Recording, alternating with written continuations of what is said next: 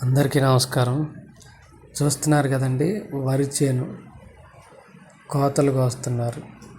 అంటే ఇదేదో వరి చేను తయారైపోయింది కోతలు కోస్తున్నారని అనుకుంటున్నారేమో. కాదండి, మొన్న వచ్చిన మోంతా తుఫాను కారణంగా పంట పొలాలన్నీ పడిపోయినాయి. ఆ వరి పడిపోవడంతో వాటిని తిరిగి లేపి మళ్ళీ కట్టి ఇవన్నీ చేయలేక తయారైన వాటిని మాత్రం వాళ్ళు కోసేస్తున్నారు. అంటే ఇంకా తయారవడానికి కనీసంగా 2-3 వారాలు పడుతుంది. కానీ ఏం చేస్తారండి పాపం, ఇంత దారుణంగా పడిపోయినా తిరిగి లేపి కట్టాలంటే అవ్వక పాపం రైతులు ఇలా కోయించేసుకుంటున్నారు.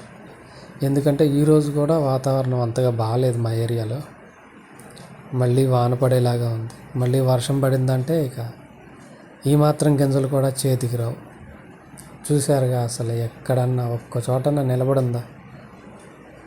1 ఎకరం మడిలో సగం పైగా పడిపోయింది.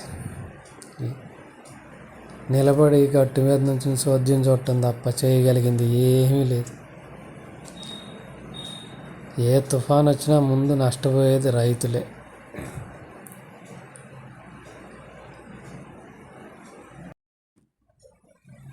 పంటలు పండించే రైతుకి మాత్రం ఈ రోజుల్లో మంచి రోజులు కాదు. ఎప్పుడు తుఫాన్ వస్తుందో తెలియట్లేదు, ఎప్పుడు వాన వస్తుందో తెలియట్లేదు.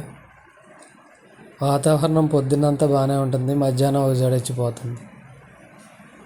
ఇలాంటి సిచ్యువేషన్లో ఇలా పడిపోయిన చేలుంటే మాత్రం ఇక ఆ రైతు రాత్రిపూట నిద్రపోడు, గుండెలు బరువెక్కిపోతాయి.